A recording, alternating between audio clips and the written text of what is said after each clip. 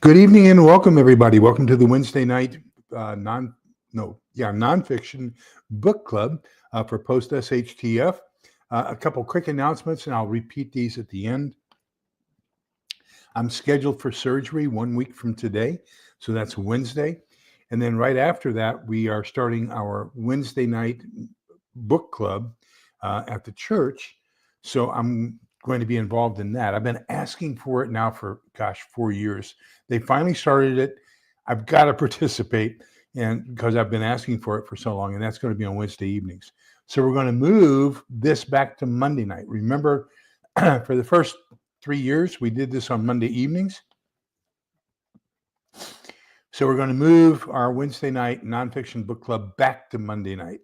And that way we can keep on going while I have all these other commitments. And my gosh, did I get that all confangled up? Oh, well. Got a big knot in my cord for my microphone. Well, thank you, Rebecca. It's I'll be spending. I would be here, but they're going to do some esophageal work, and so my voice won't be that good that Wednesday. That's for sure. Even if I get out of the hospital, he has reserved a room for me, a recovery room. So he plans on me spending Wednesday night in the hospital, and then be discharged Thursday. So. Things are looking good. We're blessed. We're blessed. I mean, 6 dozen years that I've been blessed to be on this planet, on this little blue marble, and met some fantastic people. So, as a matter of fact, the 2 people that I've met from who have driven down from far, far away are both here tonight. Sumi came down from Canada, and we had a meal with her, and great. And Rebecca and John drove down, and we had a Saturday with them. And oh my gosh, I tell you, getting to meet some of you people has been an honor. It's so nice to have somebody you can be with and just say, I really enjoy your company. So thank you for that. Hello, Holly. Hello, Little Lone Prepper. Welcome. Good to see you. Hello, Gil. Good to see you. Thank you for being here. Okay, let's talk about the book. What did I do with it? Oh, here it is. We're 1 chapter behind. We got a little bit ambitious. We thought we would do 2 chapters in one night. That didn't work out. So we're going to do this one tonight. And it's cooking and food is basically what he's talking about. So he talks about, food and cooking. I want to probably just do the first 20 minutes based on the book, and then I'm going to get my 40 minutes worth in on my opinions. Starts off with off-grid cooking options, camping stoves, wood stoves, campfire, reflector oven, earth oven. And so, he's talking about primarily cooking outdoors. He does have a tea light oven that you can build inside, and he calls it a home emergency radiant cooking. And he goes into details about how you can use the small tea light candles to create an oven. And oven's going to be one of the harder things to replicate in a post-SHTF world. He gets into solar cooking, portable power stations, and using your grill out in the backyard, which is, as long as you store up enough stuff to burn in the grill, the charcoal and things like that. So I have 2, I think they're 35-gallon, it might be 32-gallon trash cans I've lined with contractor bags. And then that has probably 5 40-pound bags of charcoal per trash can. So about 200 pounds of charcoal per trash can. Then I've got 4 more 40-pound bags, so another 160 pounds of charcoal. That's just straight charcoal. Then I have the larger one. I think it's a 40-something gallon trash can. I have 2 of those. And those are filled with wood, and not only wood, but I also get the wood pellets. And so those are down in there to fill in the blank space after I put the wood in. So I've got 2 trash cans full of charcoal, 2 trash cans full of wood. That's what I'll be using for outdoor cooking. And then I also have my bio-briquette maker. So you can take biodegradable compost and things like that. And I got a couple buckets outside that are filled with coffee grounds, coffee filters. Then out in the garage, I have a huge moving box, and that's with all the packing paper, brown packing paper that we get with a lot of our Amazon products, a lot of cardboard. We save the inside tubes for our toilet paper and for our um, paper towels. And I plan on using that to make bio briquettes. So a bio briquette, basically what you're going to do is you're going to soak any biodegradable mass in a bucket in water until you turn it into a mush. And I have one of those paint stirrers that I'm going to put on my drill and use it like a drill bit. And I'm going to drill that down, and that mixes everything into a mush. Once you've got that all mixed into a mush, then you put it into the form for the briquette press, and then you press all the water out of it and sun dry those, and then you have a brick, basically a biodegradable product that is also burnable.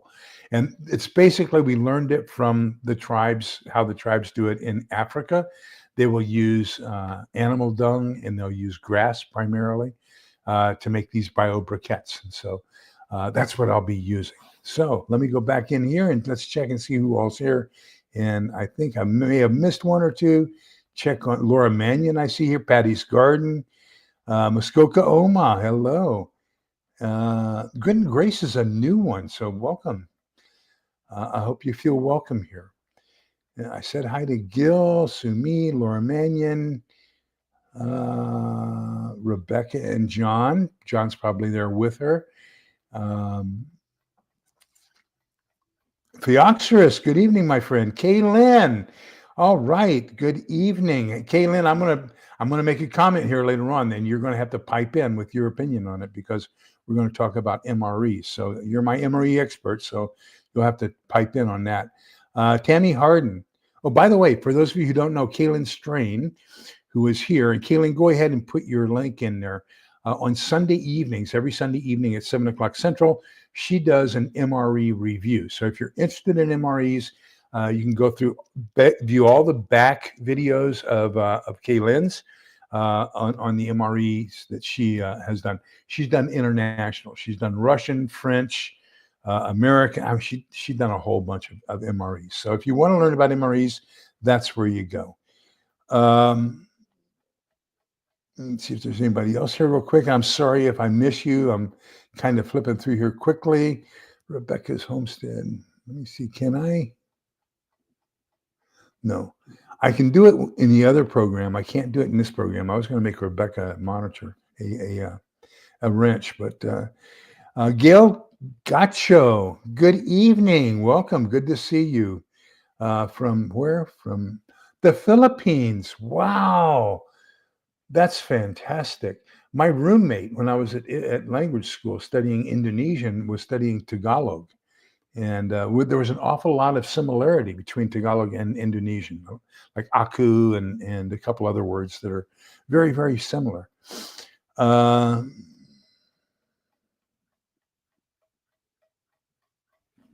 Okay. Using your barbecue grill, we talked about off-grid cooking essentials. Make sure you have durable cookware. We'll talk a little bit about that. Fueling the fire. I recommend that you go on, I didn't put a link for this one. Go on YouTube, find a bellows and get a bellows. And that's going to help you get a stream of high pressure air that's going to increase the heat of any of your coals if you need flames. But get yourself a good bellows. That's going to recommend that. There is another fire starting kit that I have that has a telescoping, remember those metal pointers that professors used to have? They telescope, and then the inside is hollow, and then you take the tip off and blow spit wads with it. Well, that's the same thing. You can buy one of those, take the tip off, and get away from the fire a little bit and blow into it. And you can do the same thing, making a bellows that's going to get a little bit better flame and heat. He talks about fuel conservation techniques. Doctor says there's an 85% chance that my wheezing and coughing will go away after the surgery. So we'll take a look at that. He gets into sourcing food and gardening. I suck at gardening. Gosh, I wish I was better. I've got 6 tomato plants out in the backyard, maybe 7. I've got to go take care of those. I'm kind of a lazy that way. I need to do a better job taking care of them. Potatoes are probably not going to happen because I haven't taken care of them. 3 of my bags that I have out in the backyard have been torn apart by the sun, so I've got to replace those. It's terrible. Hunting. If you haven't hunted before SHTF, make sure you get some books so you know how to butcher, how to field dress, whatever it is you're going to be hunting for. I'm going to say that hunting is probably not very efficient. If I were going to do anything, it would be snaring and trapping and not hunting. I would try to preserve most of my ammunition. Besides which, you have to be actively involved in hunting. Whereas if you're snaring or trapping, then you can be doing other chores while the snare and trap is doing your hunting for you. So I am for efficiency in a post-apocalyptic world. Snares and traps versus hunting, and then nets and traps versus fishing. So that's just Lee's thoughts. And then he gets into foraging. After that, the rest of this chapter is taken up with how to make a crossbow. So there are, let me see here.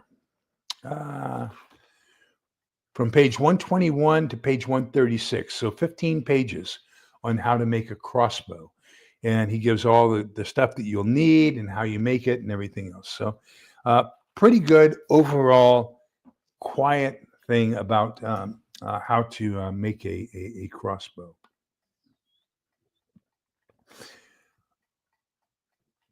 Great idea, Gil. Yeah, and the other part of that, Kaylin, is a lot of people are kind of squeamish about ripping an animal open, and I like to say a prayer once I have the animal. Kind of 2 things. Kind of number 1, thanking God that there was something was provided for me to eat, because I just believe that's going to be special. And number 2, kind of like Avatar. In Avatar, when they killed an animal to eat it, they put their hand on it and thanked it for its sacrifice, that it's going to be providing you with meat or food. I believe the same thing. That animal gave everything to keep you alive. So you need to offer a little bit of thanks to it and let it know that you appreciate the fact that it is keeping you alive. So let me see here. I want to kind of get into who's your prepping nurse. Good evening. Good to see you. Let me give you Lee's theory of food. Okay. So we have a sudden cataclysmic SHTF event. Grid goes down, nuclear warfare, World War III, a whole bunch of simultaneous terrorist attacks, 9/11 style thing. Something happens. Something cataclysmic happens. It's not going to be something where it just kind of rolls until finally all of a sudden one day we say, oh, SHTF happened 3 weeks ago, right? It's going to be something cataclysmic. Well, in that event, everybody's going to be try to preserve as much of the refrigerator freezer meat as possible. Everybody's going to be outside cooking. Do like they do. In order to be the gray man, what you have to do is fit in with the crowd. Everything you do should be the same as what the crowd is doing, so that they don't know that you have anything special above and beyond. So after the first 3 days, everybody's outside cooking. They've got everything cooked. Then starts, for lack of a better word, the period of stress. And people are going to be looking for food that they don't have. Now is the time you want to focus on being inside your home. Stay inside your home. Put up your blackout curtains. Make sure that you're doing noise control. You're doing light control. You're staying as unobtrusive. You don't want people to think about you at all. And a light or an odor or anything like that is going to give you away. So if that is the case, how are you going to start eating in your own home from that point on? Well, one of the things you can do, and I've got a link in here today, I found a case of 12 meals. Now, these are 1,250 calories per meal. So 2 is all you need per day. It's going to give you 2,500 calories. They say that under normal conditions, you only need 2,000, 2,500 under stressful or active conditions. But, I've got a link where you can get a case of 12 of these for right under $40. I think they're $38, but might be $40. I just checked it before we went live. The offer is still there on Amazon. So check out that link. You can get 12 of these. That's 6 days worth of 2,500 calories per person. You don't have to heat it. It does have a water activated heater inside the package. 2 of these a day. A case lasts you for 6 days. Remember that. If there are 2 of you, a case is going to last you for 3 days, right? So do the math on these things that I'm going to be showing you. Now, you can heat other things inside your house. Well, if you do, make sure you have a fire extinguisher and a carbon monoxide detector, okay? Because even though I'm going to tell you these things are safe for indoor use, you still want to have a carbon monoxide detector just to make sure that I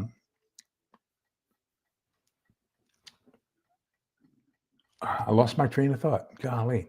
I was reading solar panels will give you away. Not necessarily. And let me tell you why.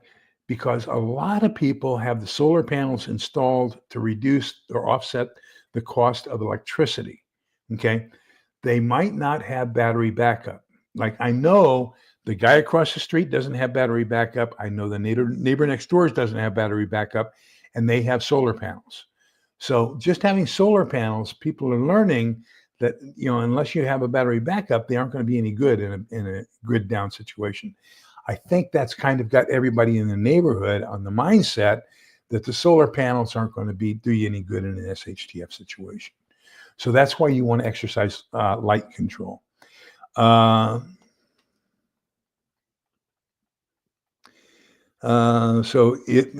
says that, and she's our MRE expert. If the ration has a flameless ration heater bag, all you need is a couple somethings of water. You just fill up to a line. I mean, it's not. It doesn't even take up a canteen as far as the water that you need to warm it up. So that's a pretty good deal. But the problem becomes one of, remember, you've got to have 2 of these a day. So this becomes extremely heavy, and it also becomes extremely voluminous if you're going to store a bunch of it. I probably have. I have 1 case of sodium, low sodium. I have 1 case of humanitarian, and I have 2 cases of normal. So I probably have 4 cases total of MREs. So that's 48 meals. 2 per day is 24 days, but there's 2 of us. That's 12 days. 12 days worth of MREs for the 2 of us. Elvin, well, welcome.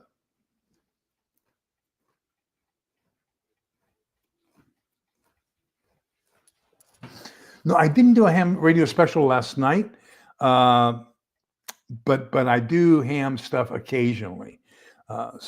See, ta-da! And so I will be doing a couple ham things here in the near future. On Wednesday nights, which are moving to Monday nights, it's always the nonfiction book club, and we do a different nonfiction SHTF book. We do those over time. The last Thursday of the month, we always do another one that is focused on a fiction book. So this month we're doing volume 2 of the. Oh gosh, let me find my book. Where is my book? Oh, I know where it is. It's in the other room. We're doing volume 2 of the Homestead series. It's not really called Homestead. Black Autumn. Series, and the name of the book is Traveler. So we'll be doing that the last Thursday of this month. Actually, it'll be the last Wednesday of this month because I have to move the date. No, it won't be a Wednesday because we got book club at church. Oh, yeah. We'll figure it out. We'll have a day there.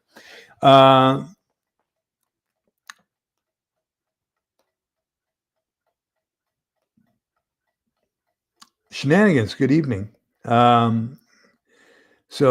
Utah Mike says he's going to try to hack the panels, pull car batteries, and attach an inverter. That might work. You could also just get yourself a small portable system. Like right now, Jackery is on sale. Right now, a really good sale, 50% off. And so is, starts with a D. No, Anchor, Anker. Solar systems are on sale, 50% off. So those two systems I know for sure have sales going on right now. But anyhow, so that's one option. The other options are making sure you have making sure that you have both a fire extinguisher and a carbon monoxide detector. You can use a Trangia or alcohol stove. So this burns on medicinal grade alcohol, and you just open it up and put your alcohol down inside. It's got a jet flame in there. Be careful. It burns so hot that and the flame is hardly visible. It's going to be a blue flame. Then you can set the grill on top of it, and then your pot. Oops, you can't see that. And then your pot goes on top of that. Okay, and so that way, what you're going to do is you're just going to boil water. Another thing you can do for indoor cooking. This is the Sterno stove. Okay, inside the Sterno stove, you can do one of several things. Izzy, be quiet, sweetheart. So you can get the at Sam's Club. It's the best place to get them. It's called, I forget the name of it. And this one here is called Fancy Heat. But this is not the one you get at Walmart or at Sam's Club. But these are small burners, basically Sterno burners, but they're butane based so that they can burn indoors. This is what they use for stoves inside the to keep the warmer trays warm inside of the inside hotels and conventions and things like that. So you can put that inside your Sterno stove, and then the flame is just right. Put your pan on top of here, and it goes good. The other one is I've made several of these, and I call them Boy Scout stoves. This is what we had when we went to Philmont in 1967. So you take cardboard and you put the corrugation pointing up, and you cut it, put it into a coil, then put the coil inside this old tuna can. Now I used a safety can opener so that the lid now fits on and it can be tight, and you can put a rubber band on it and just keep it sealed. That also helps with closing it up so it doesn't burn once you are burning it. But then your wick becomes the cardboard, and then you've got all this melted paraffin inside. So it's just like one big candle, a humongous candle. I'm going to say it's probably equivalent to about 10, 15 candles when it's burning. And this doesn't put off that much carbon monoxide. I mean, it's very minimal. So this is good and safe for indoor use as well. Then the third option, and I have two of these, as a matter of fact. I got this one when I got my Seth McGinn, what's it called?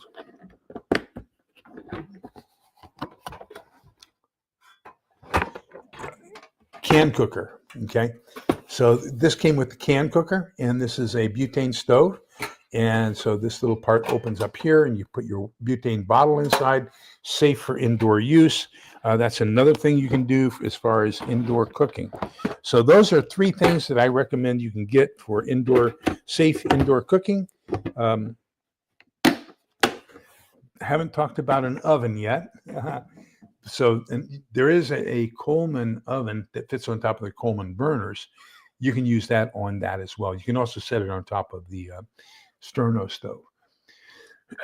Now, if you boil water, okay, some of the great things you can get Mountain House. This one, we did this in Boy Scouts when I was at Philmont in 1967. Wait a minute, I got to get a piece of medicine here real quick.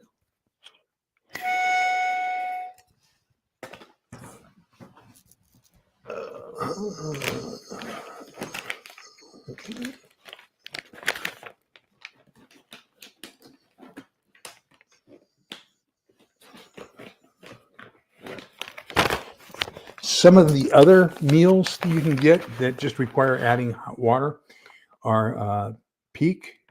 Okay. That one is beef chili mac. I like that. This one I wanted to try because it's pro. I got this at Academy Sporting Goods, and it's beef bulgogi, which is love that from my time in Korea. And then I'm a distributor for Thrive Life, and they have some of these instant meals. They say that this will feed 3. I would prefer to say it feeds 2, but this is another one of those just add hot water. So any kind of just add hot water meal is going to be great for those first, I want to say month after everybody goes outside and does the cooking. That way, all you're doing is heating the water. If you're using one of the 3 stoves on the indoors, like I showed you, then the only thing you're doing is boiling water. Nobody's going to smell the flame. Nobody's going to smell the boiling water. Mix it in the bag. The bag, most bags have a Ziploc top. And so once you put the water in, you're going to let it seep. You seal the Ziploc bag and just let it seep. Then I'm going to recommend that you consider beforehand, if that's the route you're going to go. This is a normal tablespoon, okay? You want a tablespoon that is going to be a little bit longer so you can reach down inside the bag. If you don't have a longer spoon, then trying to get down inside the bag to get the food out is going to be a little bit on the difficult side, okay? You're going to have your hand down inside the bag, and that's not necessarily good. With a longer spoon, you've got it, where your hand is out of the bag. And I like that. So I have, several of these, I call them MRE spoons because it's the same thing as an MRE spoon, just a little bit longer. You can get these on Amazon as well. Now, there are some things that you have to cook, okay? So Thrive Life is a good example. Algerson Farms. What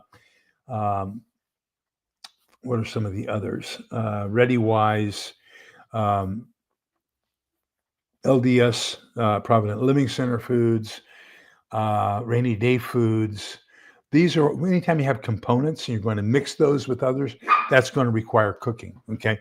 Now, most of the meats, however, are pre-cooked, which is why you can't use the ground beef from any of the producers to make a meatloaf or a hamburger patty. They just won't stick together because it's already cooked ground beef and then freeze-dried. But they will be good in casseroles and soups. Now, if you want it to where it's going to be, where you have to cook it, you want to look for this right here. This is uncooked, freeze-dried, and then whatever it is that you have, pork chops or anything else. So, that's going to require cooking in oil. That's going to have an odor. You might want to wait at least a month before you start doing that if there's hungry people around. There was an exercise back in 2001. Back in 2001, and it was called Dark Winter. And it was supposed to be a week-long exercise. It only lasted 2 days because they found so many problems with our national distribution system. But they had all these guys, big guys, congressmen and everything else, who had been retired, who were on this group doing this exercise. And the thought process was that there was an outbreak of, I believe it was smallpox, that started in Oklahoma City and then was spreading throughout the country. Well, when they took a look at the food distribution network after the second day, they said, we can't handle this.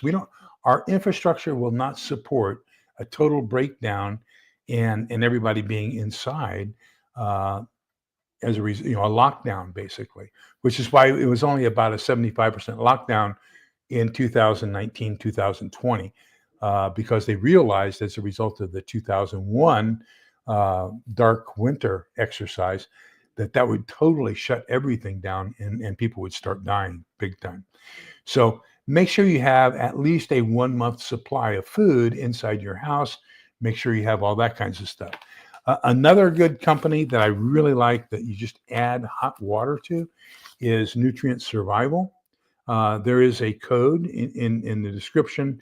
You can get 10% off. And with this, now I'm going to make a recommendation. And don't use my discount code until you have $350 worth of purchases. And the reason is, if you have over $100, then they will send you as a bonus a $35 equivalent of samples like this. This is a one-person serving of scrambled eggs that are vitamin enhanced. And so you get $35 worth of food extra if you spend $100. Well, so my 10%, at $100, you're getting $10 off. You get better off if you get the $35 worth of free food. It only becomes advantageous to use my discount once you spent $350 or more, because that's basically the value of the food package. So, Higgy Homestead, good evening. Good to see you. Mother Earth Garden, good evening. But you might want to consider these people. Take a look at all the different things. Some other things you might want to do as far as during that period, consider purchasing, go down to a secondhand store and purchase a shirt and a pair of trousers or a dress at least one size larger than what you normally wear. That way, even though you're eating well inside your home, you're going to give the appearance that you've lost weight just like everybody else. Because you remember, you don't want to stand out. You want to look just like them during the emergency. So if they're losing weight, make it look like you are also losing weight. And the way you do that, a little bit of deception, is by having clothes that don't fit. That it looks like you're thinning into your clothing as you go along. Now, as far as cooking things and serving things, I only buy bowls. Okay. I think that the vast majority of what we'll be eating in a post-apocalyptic world are going to be soups, chowders, and stews. And so I only buy bowls. I don't waste any money on plates. Plates are hard to if you get a plate full of food, sometimes it'll collapse on you. These are very sturdy in comparison to the plates. And the other, you can use these as a plate, but you can't use a plate as a bowl. So in my opinion, the bowls are much more versatile for use in an apocalyptic situation than are the plates. Now, as far as cooking and eating utensils, this is my Boy Scout kit from the 1960s. And it's fantastic. It's got a bowl basically for a dish. It's got a frying pan. It's got a very small pot on the inside that you can use to boil water. Remember, water boils faster when it's under pressure. It has a cover on it.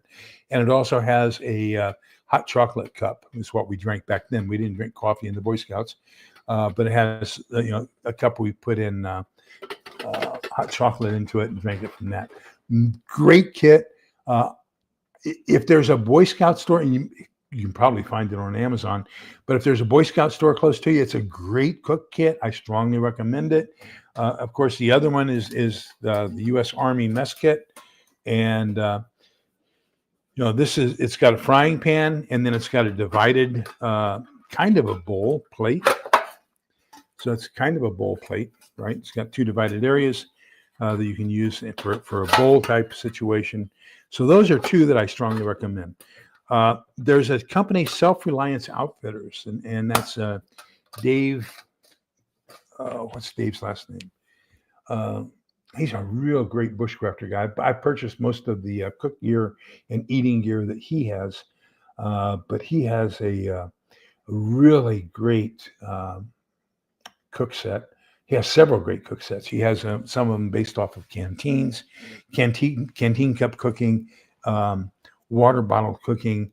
He's got fantastic equipment, and so I strongly recommend you check into him. But after that, then remember that most of your canned goods will remain good as long as you maintain the integrity of the can and you're keeping it relatively out. Dave Canterbury, thank you, Laura. Thank you, Elvin. Elvin's a new name as well. Yeah, Dave Canterbury, thank you. Self-Reliance Outfitters. You guys are on the ball. Thank you. But he has great kits. Stainless steel, a little bit on the expensive side, but they're well worth the money. If you want quality, that's where you're going to get your highest quality, I think, is from Dave Canterbury. I also have a couple of his knives. Okay.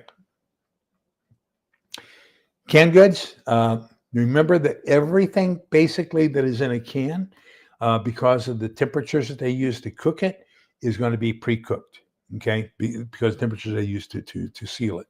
So if you get a can of SpaghettiOs or you get a can of anything pretty much like that, it's going to be cooked and you can eat it straight out of the can without having to warm it. Tuna's that way, chili's that way, tamales, canned tamales. Those all you're warming them only to satisfy your taste, but you can eat them raw or eat them straight out of the can is what I should say. Um, so then you have your freeze-dried stuff. Remember that they come in two different things. They come in basically a meal that's been cooked and then apportioned and freeze-dried, and that comes in the bag. Then, or sometimes in cans. There's fettuccine Alfredo from Rainy Day Foods. There's, a couple others. Lasagna is one that's very common. That's a nutrient survival food. But they have lasagna. You've got beef stew. You've got several different meals that come in number 10 cans. So you can get probably 7 to 10 number 10 cans worth of, meals out of each number 10 can. That's pretty cost effective. So, and lately I've been buying a whole bunch. I've already been to Walmart this week. Lately I've been buying a bunch of these because as I open my number 10 cans and my number 2.5 cans, PC cans, for my long-term stuff, I don't really want to have that coffee can type lid on it. I would rather keep it a little bit more airtight on the things that I open. So I'm investing in one of these every week, and this will fit a number 2.5 can. So that way I can keep that stuff relatively air proof. One of the things we have to take into consideration in a post-apocalyptic world is, remember, we're supposed to store all this stuff in basically cool, dark storage spots. Well, the cool goes away when the grid goes down. There's no more air conditioning. So we're going to be relatively warm. You can keep it dark, but it's going to be warm. And so just remember that will have an overall effect on your food retention for long-term storage. So that's pretty much what I've got for this evening. Let me go back and check. I know you guys have got some outstanding stuff in chat here. Let me check up here.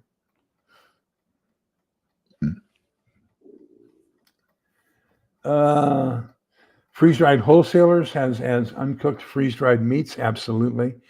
Now, I will say that they're a little bit on the expensive side. Now, they are a primary supplier, along with the MREs, to the military. So the submarines and the aircraft carriers and everything else do a lot of freeze-dried stuff from freeze-dried wholesalers. Anytime you have a contract with the government, you sign a deal that you cannot sell to anybody else at a price lower than what you sell to the government. If you do, then that price becomes the new government price. So, every once in a while you see them say something like buy 3 free, buy 3, get 3 free, buy 2, get 2 free. That's how they get around that. But you have to put a lot of money into it to get something out of it. Outstanding quality. I will say outstanding quality. I bought about 4 bags of their meatballs. I bought some sirloin steaks. I bought some hamburger patties. But the things that are raw that you can't do with the cooked, freeze-dried ground beef and cube beef and stuff like that you get from most of the retailers. This company is pretty good. This is let me see what Forever Foods. Forever Foods. I get hamburger patties from them. I get pork chops from them. This is available on Amazon, and so I like their products. They've been fairly good so far. I really like Nutrient Survival. That's a great company. Mountain House is a great company. ReadyWise was probably one of the first, along with Mountain House, as far as freeze-dried foods. I was really attracted to this beef bulgogi with kimchi fried rice. That takes me back to my time in Korea. Okay, let me see here. So yeah, we got a lot of people, great people. My friend Eric at Epic Gardening. I'm sorry, Kevin at Epic Gardening.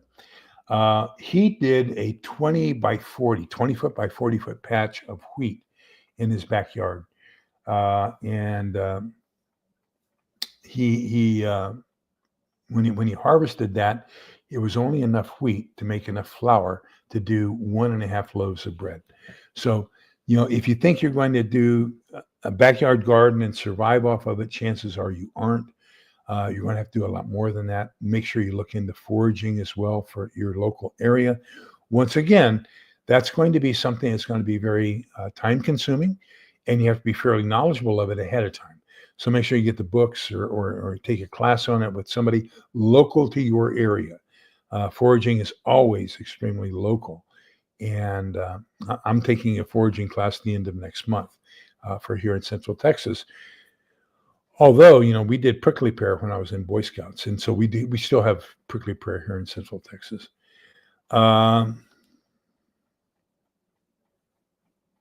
Take care, Rebecca. Good to see you, though. Utah Mike says bowls are also cheaper. Yes, that's true.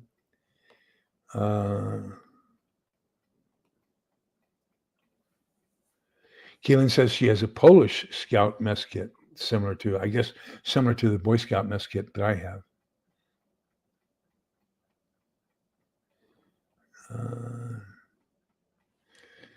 So Fioxera says his favorite is the 80-year-old GI kit from his dad, which is basically this one, I'm sure. I love the GI spoon. It's not quite long enough for digging into the packages of the freeze-dried foods. Here's the comparison as far as the length. But what I do like is the handle. When we walked through the line and scrubbed our equipment, you could basically put all this stuff on this handle and dip it. So you had 3 trash cans, galvanized trash cans with water heaters inside of them. The first one was soapy with a brush. Then you had a first rinse and a second rinse. So you could take your mess kit, dip it down in soapy water, brush it real fine, and you could hang your spoon, your knife, and your fork on your kit when you're washing it in that fashion. And I like that. I recommend the same thing if you're going to have washing stations if you're not going to use disposable bowls. You're going to have to use something to clean your cooking equipment.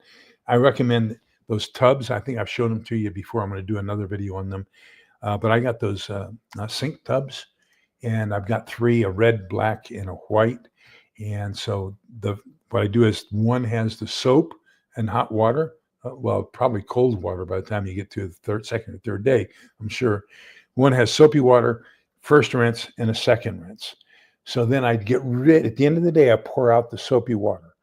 Probably what I'll do if I'm hunkering down inside the house is I'll take that soapy water and fill up the back bowl of my toilet. Okay. And then my first rinse becomes, I add a little bit of soap to it. That becomes my new first wash basin for that day. Then my second rinse becomes my first rinse. I just move that water over. And then all I have to do is fill up the wash out and fill up the old soapy bin. And that becomes my final rinse for that day. So that way, all I'm disposing of any one time is one tray full of water, and I'm constantly reusing them. So I'm going from cleanest to dirtiest. So you got your second rinse goes to first rinse, goes to soapy. And just keep that cycle going. Let me see. Yes, and one thing that Dave Canterbury showed that I thought was really great, and he has it for his larger bush pot, and I bought it. He has a larger bush pot. I think it's a 1 gallon, 4-quart bush pot, and then he has a grate that goes inside of it. So if you put that bush pot on its side, put the grate inside, and then put the lid on it, that basically changes that bush pot into an oven. and then you can put it in the bed of coals, and that becomes an oven for you. Now, I plan on most of my oven work is going to be from my Dutch oven, either my Dutch oven or my Coleman oven, one or the other. That's going to be my two primary forms of oven cooking. I probably should invest in a sun oven because the sun doesn't get any hotter than it does here in Texas. But, that's just the way it is.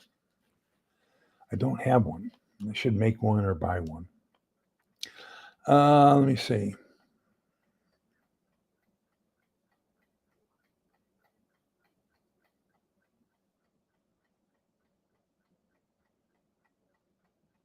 Oh, I wanted to show you this one.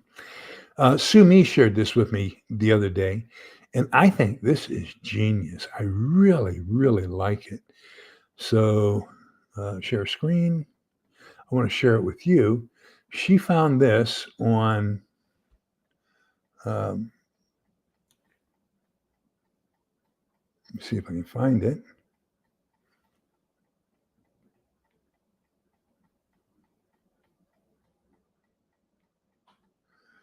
No, I can't find it. Doggone it. It's over. There it is. There it is. I found it. Sue Me found this and shared it with me. And I think this is just wonderful.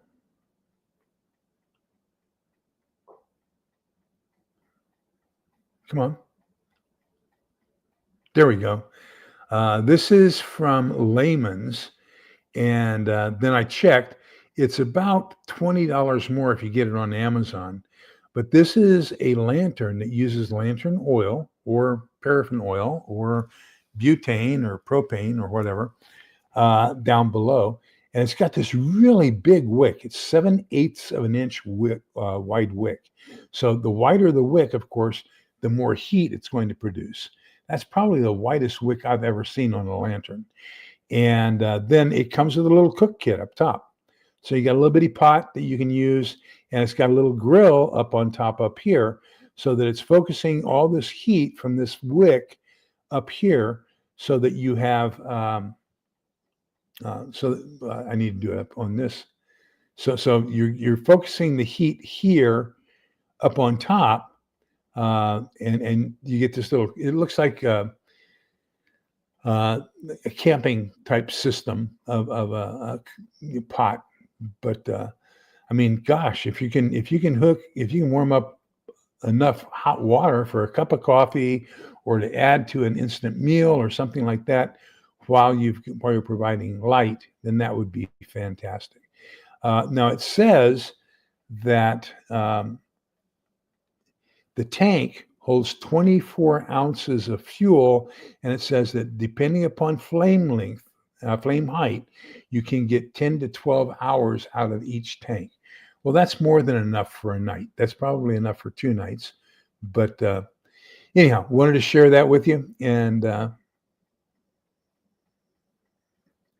leave that so you can look up the Rio lantern either on Layman's, and don't forget to order extra wicks if you do that, or on Amazon, and that would be another great, fantastic addition to your indoor cooking. Okay.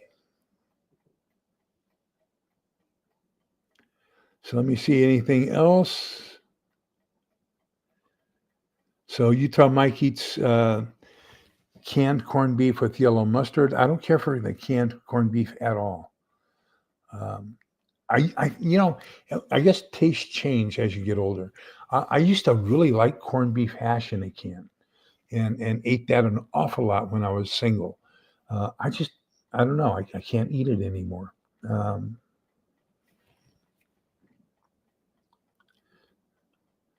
I haven't heard anything about that, although I have heard a lot of other things going on right now. Evidently, Russia has Taiwan, not Russia, China. China has Taiwan totally surrounded, and they're trying to blockade Taiwan. And so, that's not going to be that great. Of course, the war continues in Europe, and it looks like NATO countries other than the U.S. are going to get involved. We've got 75 countries who have called to say that they want to bargain that they'll reduce tariffs on the U.S. if the U.S. will reduce tariffs on them. I mean, things are crazy. However, our two biggest trading partners are basically in a tariff war with us, and that's Canada and China. So those are the two countries that we probably have the greatest amount of trade with. They should be our two best friends, but let me see. Okay. Somebody said peak. That they like peak, and I've got a couple peak, not that many. If it looks like an interesting meal when I go to Academy, then I'll pick it up. And of course, for those of you who don't know, my favorite meal, and it's one of my favorite meals that I eat in the mess hall too, was chili mac. So you'll find that I have a whole bunch of chili mac.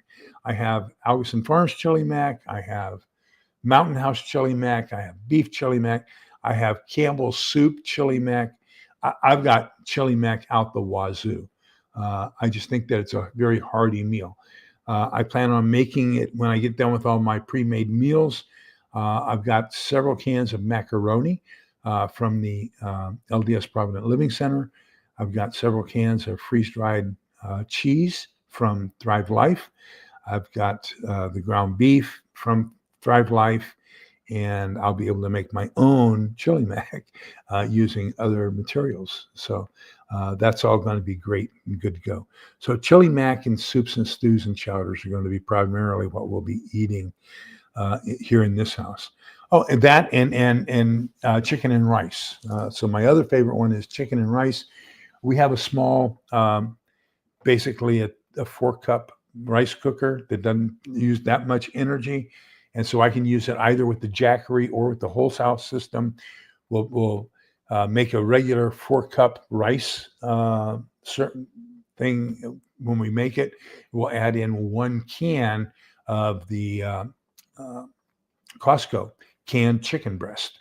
And so we'll mix that in there, and then that can become a meal. So, and the Puerto Ricans add in peas. So you could add in a can of peas and a can of tuna and mix that up, and you have fantastic Spanish rice, Puerto Rican rice. And, that's another thing you could do as far as food. So Sumi says that Peak also has chicken coconut curry. That sounds interesting too. All right.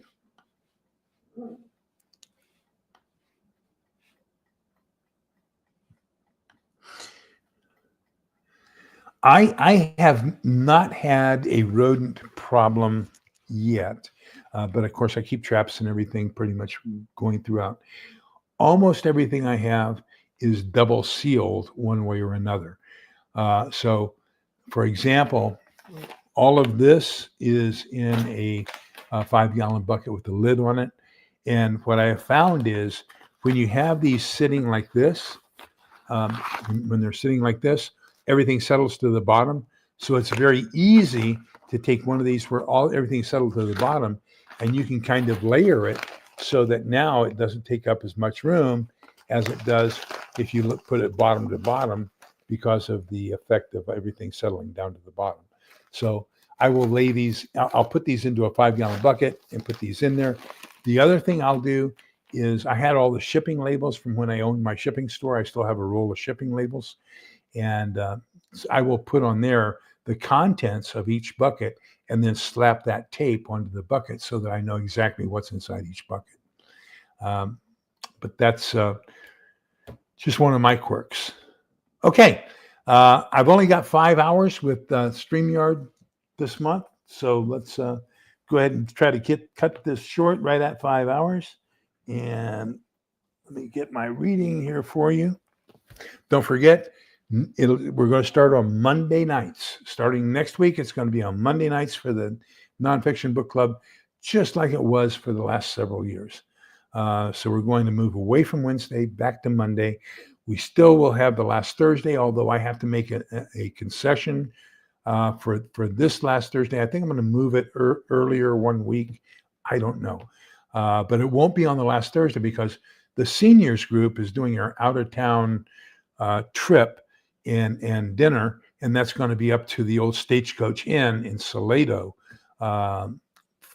which was a famous stagecoach stop here in Texas between Waco and Austin. So the senior trip is going to interfere with that. So I'm going to find a good date. We'll have that announced in advance. Okay, so the book of Numbers, chapter 6, verses 24, 25, 26. The Lord bless you and keep you. The Lord let his face shine upon you and be gracious to you. The Lord look upon you kindly and give you peace. I was watching a video today, and I wrote it down. And it was one of those futurist types of guys. And he said that the biggest enemy in a post-apocalyptic world is not going to be the Golden Horde. It's going to be your next door neighbor if you haven't aligned with them already. Because once your neighbors find out that you have food, you become a target. You should be more afraid of your neighbors coming, banging down your door to get to your food if they aren't part of your group than you should be of the gigantic horde. He calls them the zombies coming, who are evacuating the cities, coming to look for you. So just remember that. Make sure you have a good group. Make sure you're taking care of each other. As you do that, just as we do on this channel, please remember to be kind, polite, and respectful to each other. Help each other whenever you can, wherever you can. But remember to keep all kinds of privacy during that 3 weeks immediately following the event, and probably even for a full month. Just any kind of light security, odor security, noise security. Please don't announce to the world that you're alive and that you have stuff that they should come steal. So with that, take care, everybody. We'll see you Monday night starting next week, not Wednesday. Take care, everybody. Please stay safe. Bye-bye. Can you see what possibly your crazy